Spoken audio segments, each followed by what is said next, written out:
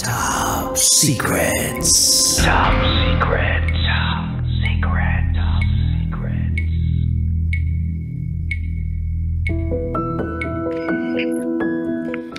We have a caller on the line para mag-share ng kanyang top secret. Hello? Hello? Hello. Hello? Uy, isang babae. Hello po. Good evening. Pwedeng malaman ang iyong alias? Arky. RK. Mula sa anong lugar? Agusan. Agusan. Yung Del Norte o yung Del Sur? Del Norte. Del Norte. O RK ng Agusan del Norte. Ano ang iyong top secret? Yeah. Ano ba yung top secret ko? Is it a top secret if I'm low-key jealous of my ex ng boyfriend ko? Oh, top secret din yun ha. Alam mo kung bakit? Pag hindi alam ng boyfriend mo na nagseselos ka doon sa ex niya, sekreto na yun. Okay. Hindi ka vocal? Vocal po ako dun, pero I kind of parang naiirita na siya pag nagsasabi ako sa kanya na nagsiselos ako na wala namang pagsaselosan sana. So sinasabi ng boyfriend mo na wala kang dapat ipagselos doon sa ex niya kasi mahal ka naman niya. Yes po. So ano ba yung mga aksyon na ginagawa ng boyfriend mo ngayon na ikinatitrigger ng insecurity mo? Well, I kind of stalk the messages of my boyfriend, and so kasi galing siya sa long-term relationship. Yun yung ex niya. Apo. Bakit maganda ba? Sino kamukha? Kiray. Kiray! Bakit naman magseselos ka? Ano talaga magseselos ka kung Kiray? Sorry po. Hoy, alam mo maganda si Kiray, kaibigan natin yan sa radyo. Yes po. Kaya nga po. Kumbaga Morena Beauty yan. Bakit ka magseselos kay Kiray? Maganda din naman siya and ikaw maganda ka rin naman. Ganito po kasi yun. I am medyo may profession po ako. I am natatakot ako. Ba't ka natatakot? Mukha ba akong Meralco? Meralco Vilninyo? Hindi naman, di ba? Kasi po, I am a career woman. I am professional. Yung parang naabot ko yung mga pangarap ko since then. Tapos matagal akong may anak akong isa, then matagal akong nagpakasal. Tapos hindi kami kami ng papa ng anak ko. So galing din ako sa long term. So you're telling me na ikaw ay single mother na nagkaroon ng boyfriend at itong boyfriend mo galing siya sa long term relationship din. Yes po, correct. Okay. Opo. So, the thing is, I made a dummy... no. My boyfriend made a dummy account. What? Merong dummy account ang boyfriend mo? Yeah. Paano mo nalaman? Pa kami nun? Parang 4 months pa kami nun. So, he made a dummy account to stalk his ex. Yeah. Okay. So, 4 months kayo in a relationship, he made a dummy account to stalk his ex? Yes, correct. So, paano mo nalaman? Nalaman ko kasi po, nung umuwi na siya, nahiram ko yung phone niya. Nakita ko dun yung mga email ad na ginamitan niya for that Facebook account. Grabe talaga, investigador. Guys, di nyo na kailangan na magpa-NBI.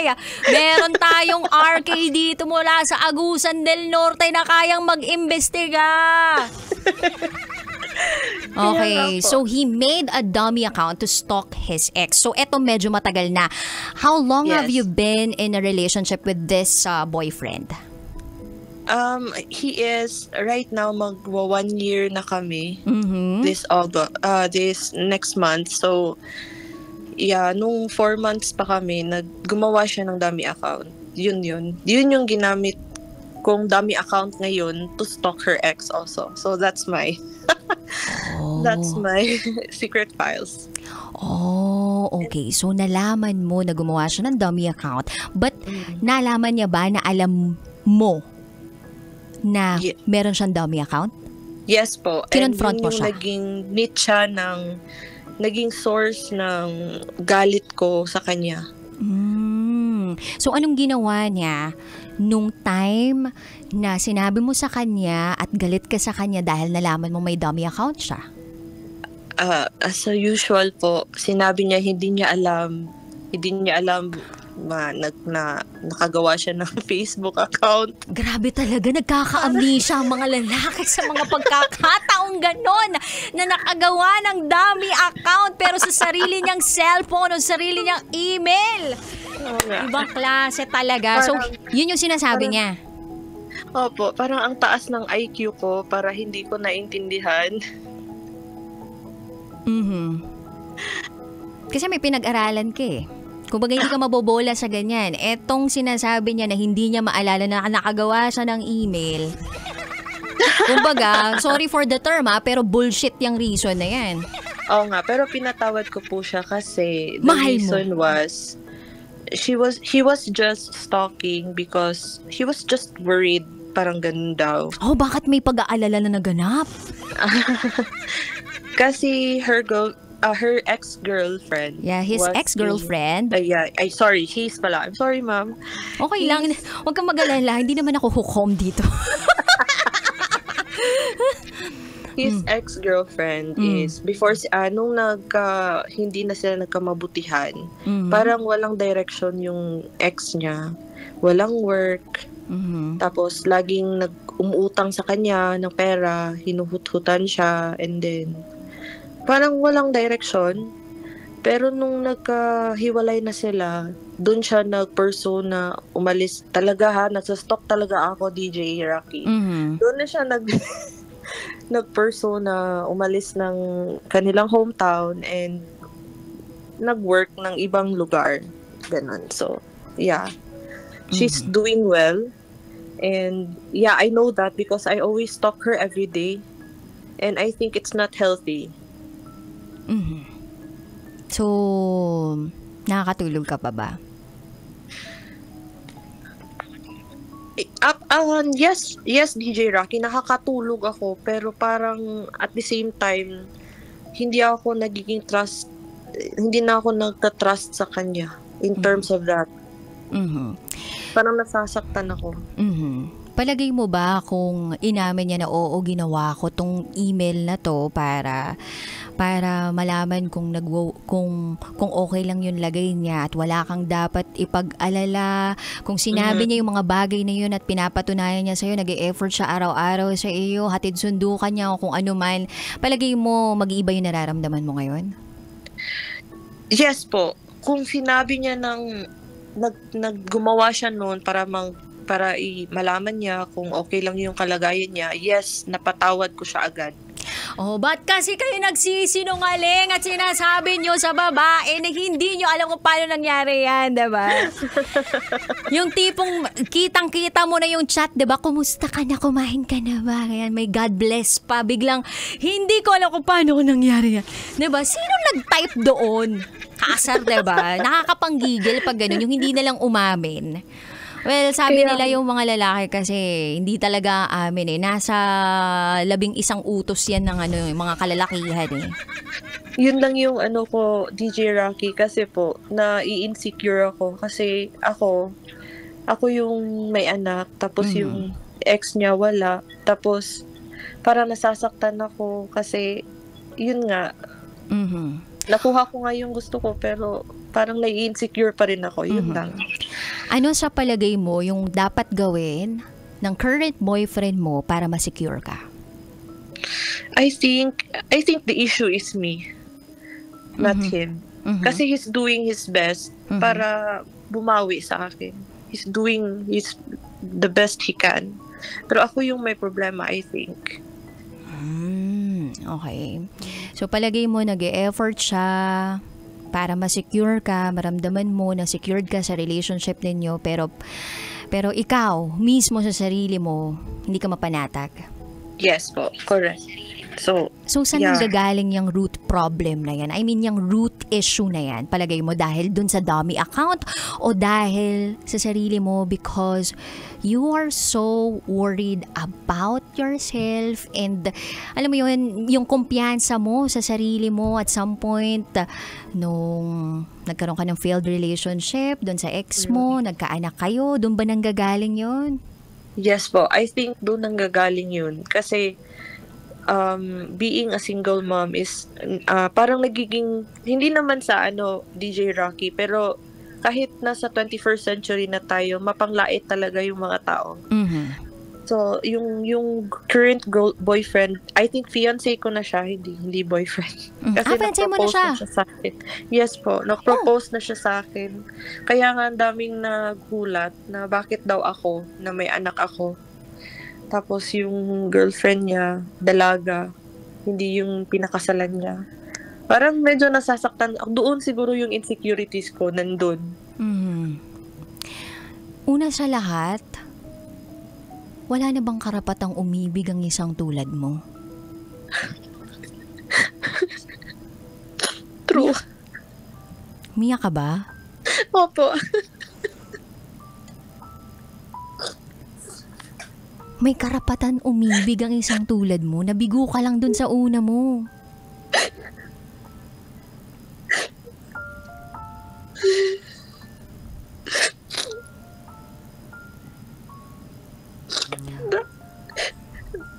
Nakakasakit lang basahin yung mga comments ng tita niya, yung isang tita niya.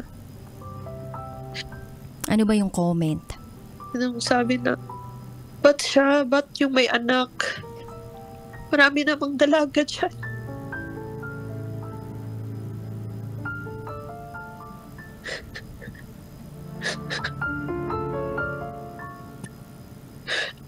Hanggang ngayon parang nagre-replay pa rin sa utak ko.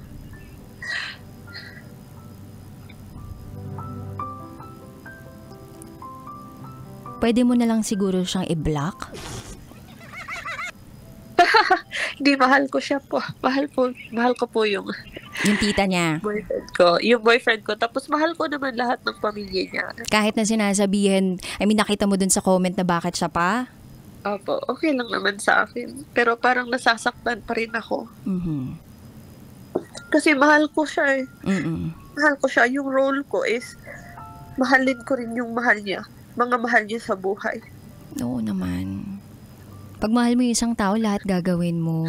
Opo. Kahit na nasasaktan ka para lang maging okay sa paningin ng iba, especially sa mga taong mahalaga sa kanya, kung ano man yung meron kayo. Opo. Tuwing kailan kayo nagkakasama ng boyfriend mo? Long distance relationship po kami. Nagtatrabaho, OFW po siya. So, OFW siya. Mataas-taas yung time na LDR kami. Maliit lang yung time na magkasama kami. When do you plan to get married? Next year. Next year. So, nagpaplano na kayo ng pagpapakasal ninyo? Yes po.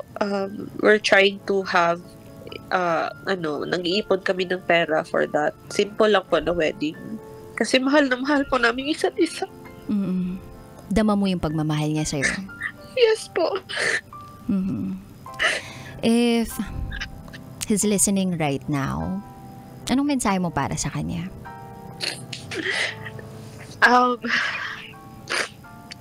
Hello, my love. I'm sorry for making a live right now because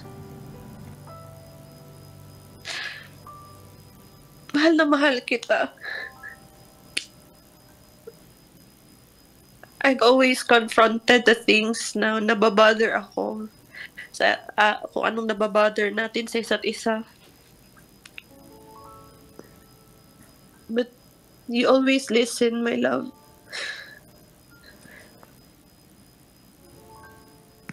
Salamat sa pagmamahal na binibigay mo sa akin.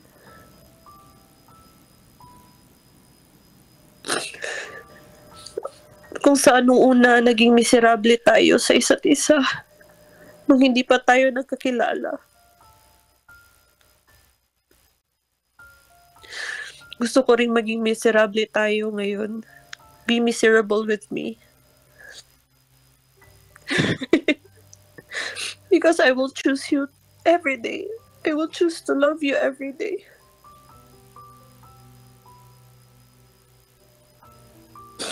Yun lang po. At dahil dyan, nasa kabilang linya po natin, ang iyong my love. Charot with harot. Anyway, hello? Ayan. Kumusta naman yung pagluha mo ngayon? Okay lang po. At least nailabas mo. Yes po. Mm-hmm. Alam mo, RK, you deserve all the love in the world. Mm-mm. Thank you. You deserve all the love in the world. Napaka husay at nakakabilib ang pagmamahal ng isang single mom. At yung fiancé mo, na-appreciate ka niya bilang tao. At yung pag-alok niya sa'yo ng pagpapakasal, it's a big thing to him.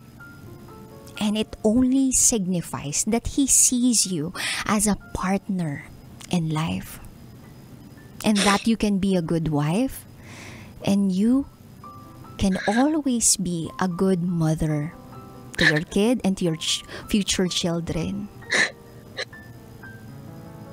Yung mga nagsasabi na, bakit siya pa? Bakit siya pa na may anak na, pwede naman yung dalaga na? The question is, pag ikaw ba nabigo sa pag-ibig ng una o patuloy kang nabibigo sa pag-ibig, bawal ka na bang umibig uli? May rule ba na gano'n na bawal ka nang umibig uli? Bawal na bang makatanggap ng pagmamahal mula sa iba? Mm-mm.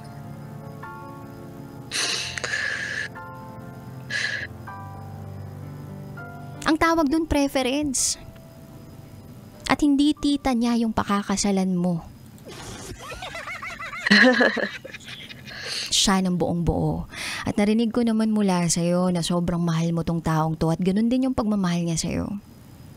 Kaya kung iniisip mo ngayon na you are not worthy of love, or dapat kang ma-insecure dun sa ex niya dahil gumawa siya ng dummy account nung 4 months pa lang siya, maybe it was something in his past. Mm-mm. Na kailangan ng bitawan sa nakaraan at hindi na kailangan dalhin pa sa kasalukuyan at sa mga susunod pang araw. Mm-mm. Pag may mga pagkakataon sa buhay mo na pakiramdam mo mas lamang yung ex niya kaysa sa'yo, sabihin mo sa sarili mo na hindi naman to beauty pageant eh. At pangalawa, wala namang grading dito. Tapos ka nang mag-aral, kumbaga.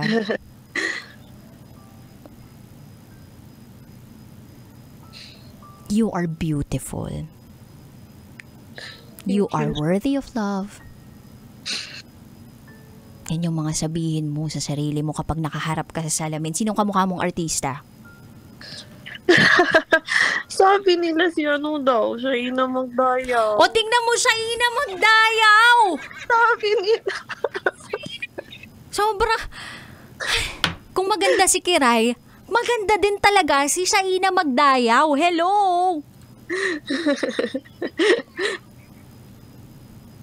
Sobra. Pero wala yan sa ganda. Kasi ang ganda naglalaho lang din yan. Pero yung kabutihan sa puso mo kung paano ka mag-alaga sa anak mo, it is something worth more than aesthetics. Mm-mm. So girl, it's normal to feel na parang insecure at times kasi you are being haunted by your past. Maalala at maalala mo yung mga nangyari sa nakaraan mo, and sometimes people say that eto, pag nagkaroon ka ng failed relationship in the past at nagkaroon ng bunga yung pagmamahalan ninyo, it's just that hindi lang talaga siya nag-push through for a lifetime. Sasabihin na nila baggage na to para sa'yo. But it is not a baggage. It is a present. Ito ay regalo. 'Di ba? Isang pagpapatunay na kaya mo palang magmahal ng ganito. At yun yung baunin mo araw-araw o gabi-gabi. Pag naiisip mo at nalulungkot ka, nai-insecure ka. Opo. Yun lang. May gusto ka bang kanta na i-play ko ngayon para sa'yo? Musika. Musika? By Leonela. Ito ba yung theme song nyo? Opo. Siguro ito yung bridal march mo, no? Tama ako, no? Might be. Oh, ganyan din kasi ako ngayon. Nag-iisip na ako ng bridal march ko.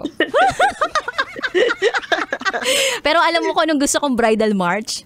Ano po? Christmas bonus by AGs. Gano'n. Charot lang with Harot. Ayan, yan po ang top secret ni RK. At sana kabisyo ay tutukan mo pa rin kami. Samahan mo ko bukas alas 9 ng gabi hanggang alas 12 ng madaling araw. Dito lang yan sa stasyong number 1, 90.7 Love Radio. Kailangan pa bang i-memorize yan? Basic. RK, this one is for you. Musika by Jonella. Good night, guys. Kailangan pa bang i-memorize yan? Love Radio. Basic!